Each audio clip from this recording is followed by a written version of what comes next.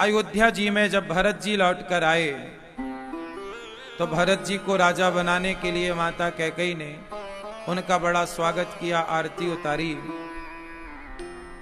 कैकेयी मां दशरथ जी की मृत्यु हो चुकी थी, सुमंत्र जी संदेशा दे चुके थे कि वो नहीं आएंगे राम। दशरथ जी की मृत्यु हो जाने पर भी माता कैकेयी जरा रोई नहीं, पत्थर दिल हो गया माता कैकेयी का। क्यों? इसलिए क्योंकि माता कैकेयी के भीतर लोभ सवार हो गया। क्या सवार हो गया? क्यों? बढ़ाओ, हाँ इनको, सिर्फ इनको। कैकेयी मां के भीतर क्या सवार हो गया? क्या? पति मर चुके हैं, पर कैकेयी मां रो नहीं रही हैं, आरती लेकर बेटा भरत की आरती उतार रही। बेटा अब सोचो कि किसी का पति मरा पड़ा हो और वो बेटे की आरती उतारे, ऐसी स्त्री आपने कहीं देखी? पर माता कैकेयी, लोभ, पाप का बाप कौन है? इस संसार का हर पाप कहां से स्टार्ट होता है? लोभ से। यदि लोभ है तो पाप है, लोभ नहीं तो पाप नहीं। पाप को मिटाना है तो लोभ को मिटा दीजिए, पाप अपने आप मिट जाएगा। इतिहास साक्षी है कि जिन्होंने भी गलत काम किए उन्होंने लोभ के कारण किए। आपके भीतर लोभ ना होगा तो आप गलत क्यों करेंगे? गलत तो तभी होगा जब आपके भीतर लोभ सिर चढ़ के बोलेगा। माता कैकेयी को लोभ आ गया कि मेरा बेटा राजा बन जाए। कौन सा लोभ आया? कि मेरा बेटा, मैया क्या लोभ आया? मेरी मां, मेरा बेटा राजा बन जाए। राजा बनने की तो दूर रही, भरत जी को पता चला कि ये सारा किया धरा माता कैकेयी का है, तो भरत जी बोले मां आज के बाद मैं आपको मां नहीं कहूंगा। और भरत जी ने कभी अपनी मां कैकेयी को उसके बाद से मां कहकर नहीं बुलाया। कि तुम्हारी जिह्वा पर कीड़े क्यों नहीं पड़ गए जब आपने राम को वनवास भेज दिया? दशरथ जी का अंतिम संस्कार किया भरत जी ने, सभा लगी। गुरु वशिष्ठ जी ने कहा भरत तुम राजा बन जाओ। भरत जी ने कहा गुरुदेव यदि मैं राजा बन गया तो ये पृथ्वी रसातल में चली जाएगी।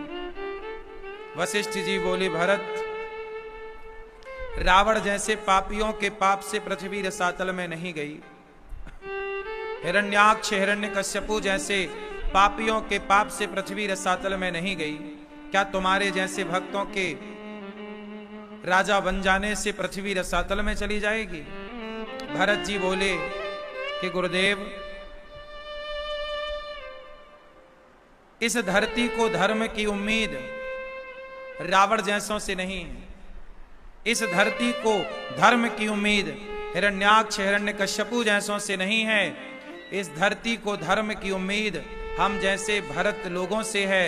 और हम भरत जैसे लोग भी, रघुकुल के लोग भी अपने भाई को वनवास भेज के भाई की संपत्ति अपना लें, कब्जा कर लें, तो पृथ्वी किस धर्म से टिकी रहेगी? गुरुदेव ये पृथ्वी हमारे और आपके धर्म से ही टिकी है, और हमने भी अपना धर्म छोड़ दिया तो पृथ्वी तो रसातल में चली जाएगी।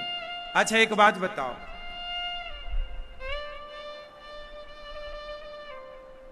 भगवान राम को पाकिस्तान के लोग यदि ना समझें तो कोई आश्चर्य तो नहीं है। भगवान राम को पाकिस्तान के लोग ना जाने, राम की कदर पाकिस्तान के लोग ना करें तो कोई आश्चर्य नहीं है। राम की कदर अमेरिका के लोग ना करें तो कोई आश्चर्य नहीं है। राम की कदर यदि इंग्लैंड जैसे देश के लोग ना करें तो कोई आश्चर्य नहीं है, क्योंकि ये लोग तो राम के बारे में जानते ही नहीं, राम को पहचानते ही नहीं। पर आप भारतवासी तो राम को जानते हो ना, राम को पहचानते हो ना। और यदि राम को ना जानने वाले, राम को ना समझने वाले राम की कदर ना करें तो चलता है, पर राम को जानने वाले, समझने वाले राम की कदर ना करें तो ये पृथ्वी रसातल में चली जाएगी कि भाई तुम तो जानते थे। सुनो, ये पृथ्वी किसके बल पर टिकी है? उत्तर दो जोर से। धर्म के बल पर। ये पृथ्वी किसके बल पर टिकी है? जोर से। इसलिए कहता हूं, सारा संसार धर्म छोड़ दे, पर आप लोग धर्म मत छोड़ना। ये धरती 99 बेईमानों के बल पर नहीं, एक ईमानदार व्यक्ति के बल पर यह धरती टिकी हुई है, और वह एक ईमानदार आप हैं। इसलिए रावण से हम धर्म की उम्मीद ना करें। रावण से धर्म की उम्मीद है क्या? धर्म की उम्मीद क्या हिरण्याक्ष हिरण्यकश्यपु से है? धर्म की उम्मीद राम से है, भरत से है। कोई सामान्य बालक चोरी करेगा तो एक सामान्य जो धर्म को नहीं जानता वो चोरी करे तो कोई आश्चर्य नहीं है। लेकिन यदि हम चोरी करने लग जाएं तो ये बड़ा पाप हो जाएगा। धर्मराज युधिष्ठिर के जमाने में कानून व्यवस्था कैसी थी, एक उदाहरण से समझाता हूं आपको। एक बार क्या हुआ, एक आदमी को 4 लोगों ने मिलकर मारा। एक छोटा सवाल करूंगा, आप सब लोग उत्तर दीजिएगा। एक आदमी को 4 लोगों ने मिलकर मारा, मर्डर कर दिया, हत्या कर दी। वो 4 लोग कौन थे? एक था ब्राह्मण, एक था क्षत्रिय, एक था वैश्य और एक था शूद्र। चारों लोगों ने एक आदमी की हत्या कर दी। अब ये बताओ कि चारों ने मिलकर के मारा है, तो बताओ चारों को सजा एक सी मिलेगी कि अलग अलग? जोर से, जोर से। चारों की सजा एक या अलग अलग? जोर से। एक। हमारे भारत में मर्डर करने वाले को उम्र कैद की सजा मिलती है, मतलब 20 साल की सजा। क्यों? मर्डर करने वाले को 20 साल की सजा। तो बताओ उन चारों को 20 साल की सजा मिलनी चाहिए कि नहीं? जोर से, हां या ना? लेकिन ऐसा नहीं था उस जमाने में। देखो पहले की व्यवस्था कैसी थी, सुनो। एक आदमी को 4 लोगों ने मिलकर के मारा, तो धर्मराज युधिष्ठिर से कहा गया आप न्याय करो, किसे कौन सा दंड मिलना चाहिए? चारों ने मिलकर मर्डर किया है। तब धर्मराज युधिष्ठिर बोले कि ये जो शूद्र है इसे 5 वर्ष की सजा होगी, जो वैश्य है उसे 10 वर्ष की सजा होगी, जो क्षत्रिय है उसे 15 वर्ष की सजा होगी, और जो ब्राह्मण है उसे 20 साल की सजा होगी। तो लोगों ने कहा कि ऐसा क्यों? जब अपराध एक है, पाप एक है, गलती एक है, तो चारों को अलग अलग क्यों? तब धर्मराज युधिष्ठिर ने कहा कि शूद्र को पता नहीं था कि धर्म क्या है, अधर्म क्या है, पाप क्या है, पुण्य क्या है। शूद्र से थोड़ा ज्यादा पाप पुण्य के बारे में वैश्य को पता था। जब पता था तो इसने क्यों मारा? पता था धर्म के बारे में, और वैश्य से ज्यादा धर्म का ज्ञान क्षत्रिय को है। तो जब तुम्हें धर्म का ज्ञान था तो आपने क्यों मारा? और सबसे ज्यादा धर्म का पाठ किसे पता है? ब्राह्मण को। तो ब्राह्मण को पता है कि पाप क्या है, पुण्य क्या है, सत्य क्या है, झूठ क्या है। तुम ही सारी दुनिया को पाप पुण्य का पाठ पढ़ाते हो, और तुम ही यदि गलत करोगे तो और लोग गलत करें तो कोई बहुत बड़ा पाप नहीं है, उन्हें दंड कम मिलेगा। पर तुम जानकार हो, समझदार हो, तुम जानते हुए तुमने पाप किया, इसलिए सबसे ज्यादा सजा तुम्हारी होगी, ब्राह्मण की। देखिए, इस तरह की व्यवस्था थी। इसलिए कहता हूं कि अज्ञान में कोई सामान्य बालक चोरी करे तो आश्चर्य नहीं, अनिरुद्धाचार्य चोरी करे तो बहुत बड़ा पाप है। हम जानते हैं कि चोरी करना गलत है। जब हम जानते हैं तो हमने क्यों की, यह सवाल है। इसलिए अज्ञानी व्यक्ति पाप कर रहा है, करने दो, रोको, से समझाओ। लेकिन आप तो जानकार हैं, आपको आप में से कितनों को पता है कि झूठ बोलना पाप है, नदी किनारे सांप है? किसको पता है, जरा बता दो। सुनो, जिसे पता ही नहीं है कि झूठ बोलना पाप है वो तो झूठ बोले, पर जिसे पता है कि झूठ बोलना पाप है, तो भैया तुम्हें पता था ना कि झूठ बोलना गलत है, तो क्यों बोला?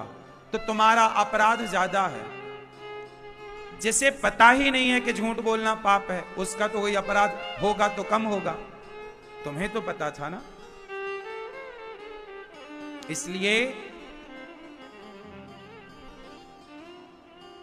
इसलिए कोई व्यक्ति गलत करे तो करे, आप सत्संग करने वाले हैं, आप धर्म से जुड़े लोग हैं, आप तो कम से कम गलत काम ना करो, आप तो झूठ ना बोलो, आप तो बेईमानी ना करो, आप तो छल ना करो, आप तो कपट ना करो। और लोग करें तो करें, तुम क्यों करो? एक धोबी था, जंगल गया गधे को लेकर। गधा चरा रहा था तो चमकता हुआ कोई पत्थर नजर आया धोबी को। तो पत्थर उठाया, बड़ा चमचम चमचम चमक रहा था। धोबी के बात समझ में आई कि यह कोई चमकीला पत्थर है। उस पत्थर से रस्सी बांधी और गले पे लटका दिया गधे के। अब वो पत्थर गधे के गले में लटका कर धोबी चला। धोबी ने गधे को नहलाया तो उसी पत्थर से घिसना स्टार्ट किया। वहां से एक जौहरी गुजरा। जौहरी की नजर पड़ी कि ये तो बहुत अनमोल हीरा है।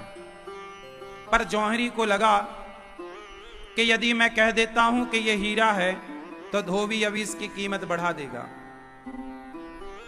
तो जौहरी ने चतुराई से कहा, क्यों भाई धोबी, ये पत्थर कितने का दिया? धोबी बोला कि पत्थर के भी पैसे दोगे क्या? हाँ हाँ, मैं तुझे 2 रुपए देता हूं, 2 रुपए में देगा?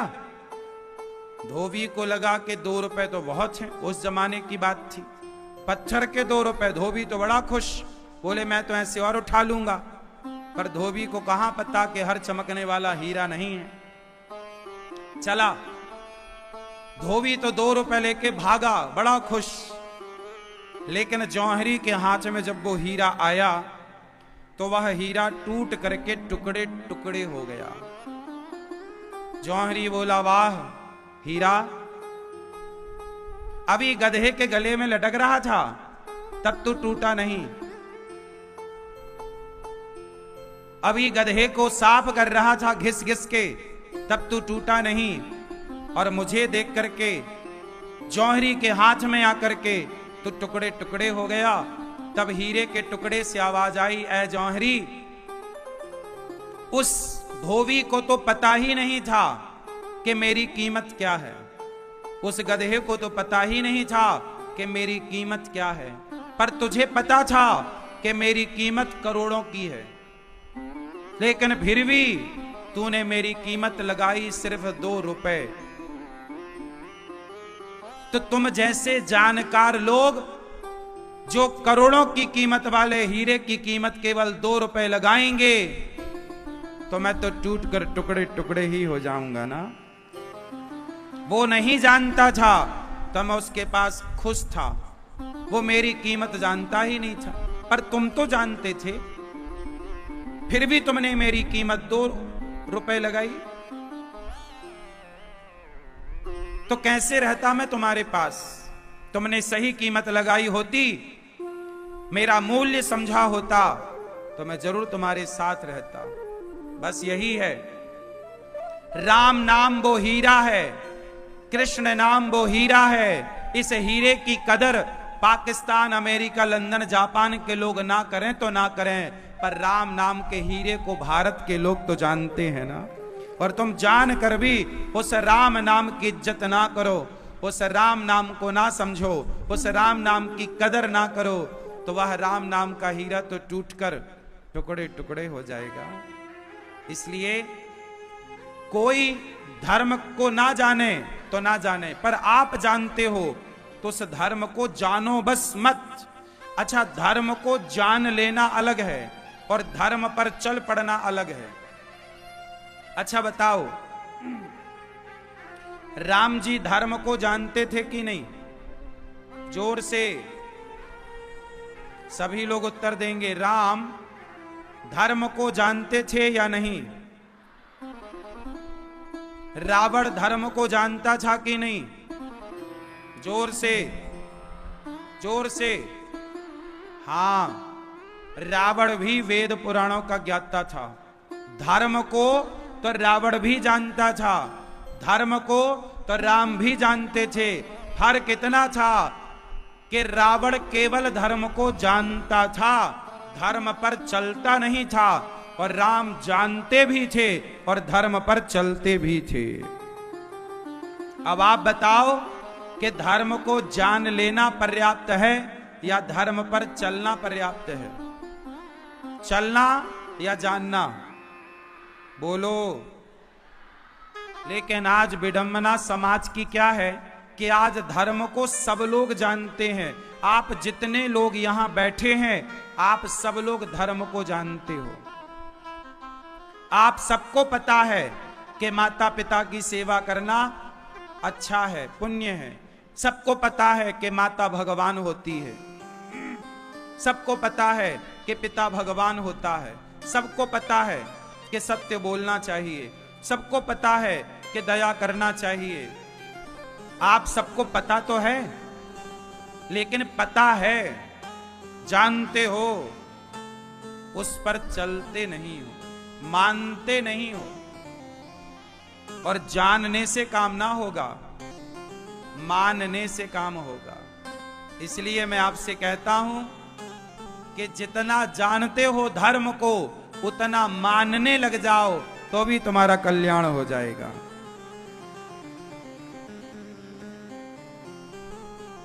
आज विडंबना क्या है? धर्म के बारे में लोग खूब जानते हैं। आपको पता है, आप सबको पता है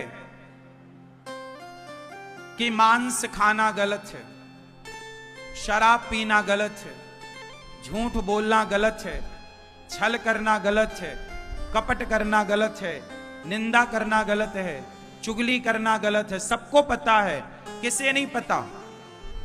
छोटे से बच्चे को भी पता है कि झूठ बोलना गलत है, पाप है। पर सच बोल कौन रहा है?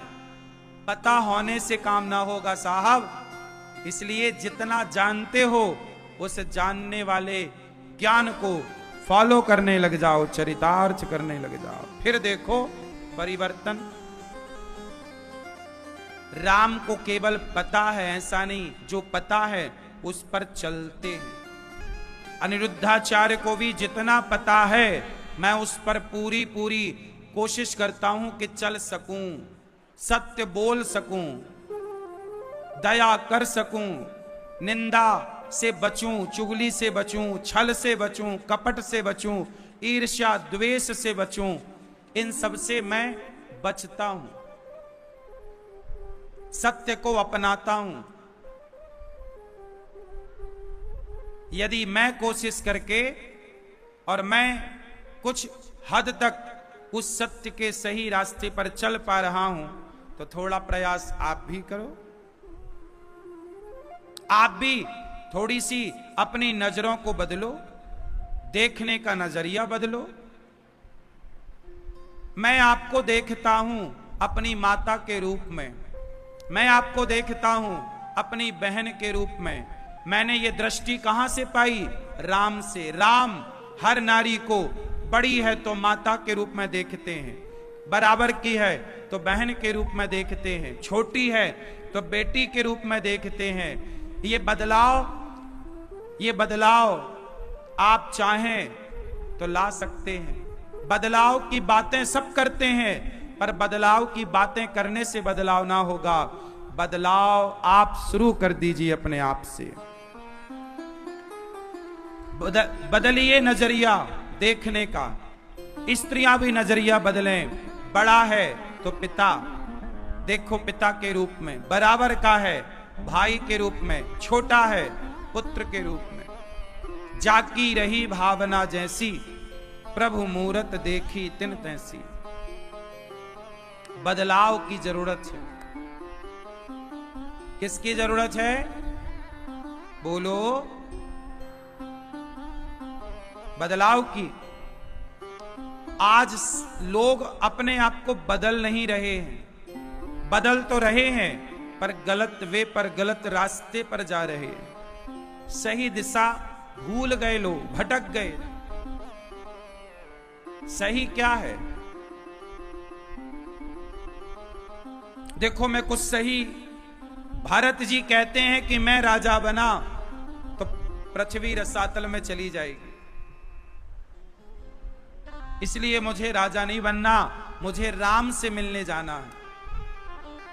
बंद करो। मुझे राम से मिलने जाना है। और राम से मिलने भरत जी चित्रकूट की ओर प्रस्थान करते हैं। माता, प्रजा, सभी लोग। कैकेयी माता बोली मैं भी जाऊंगी, भरत जी ने मना किया, आप नहीं।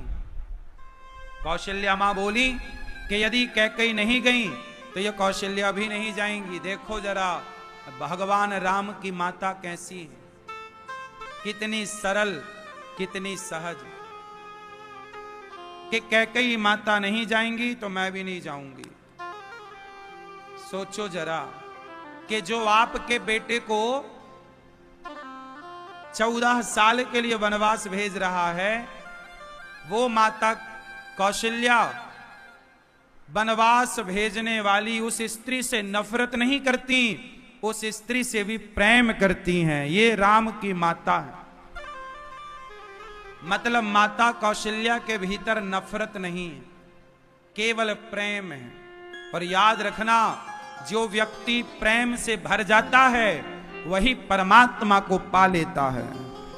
प्रेम से नहीं भरेगा तो परमात्मा कभी ना मिलेंगे। इसलिए आज हम सब प्रेम से खाली होते जा रहे हैं। अच्छा ये बताओ, आज के लोगों में प्रेम है या नहीं? उत्तर दो। मैया, आपके पति में प्रेम है कि खाली है डिब्बा? हाँ? मैया, ओ पंचायती मैया,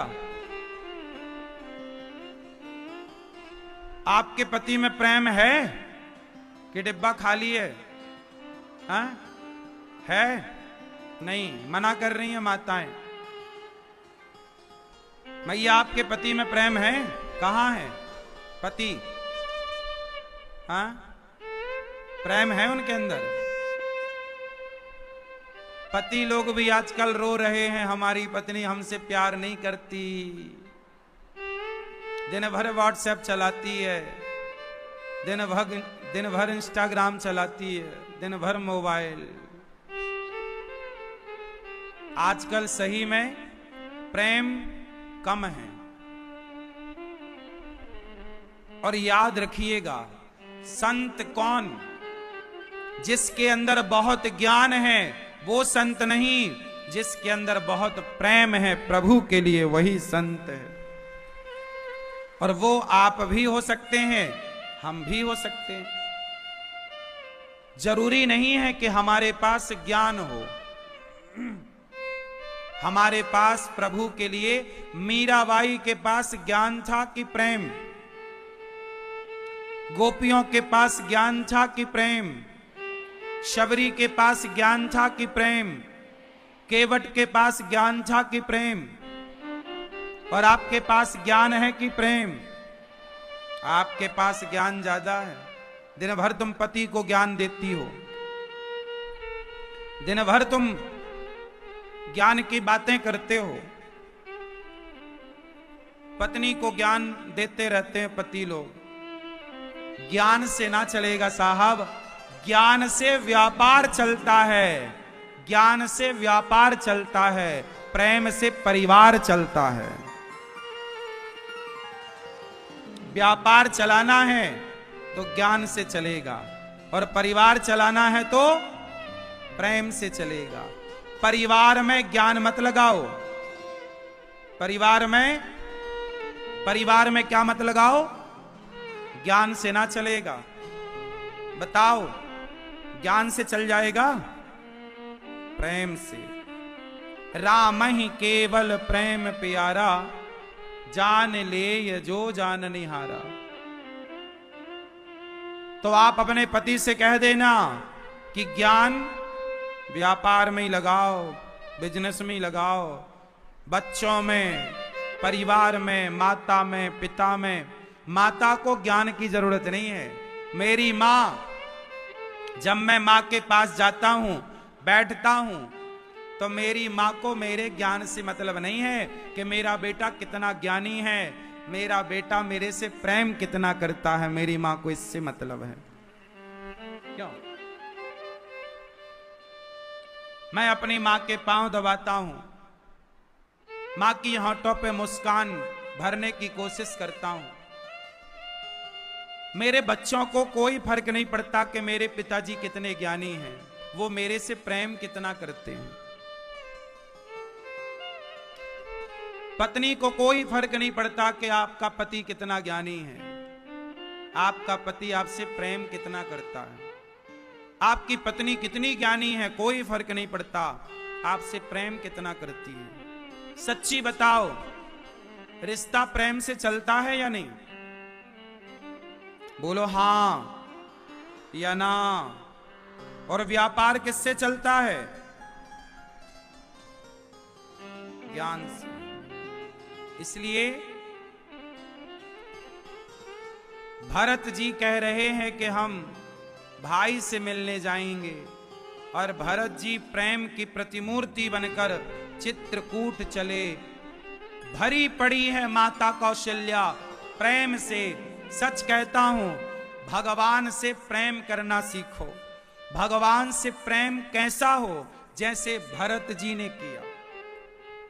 अब आप सवाल कर सकते हैं कि प्रेम कैसा करें? उदाहरण भरत जी।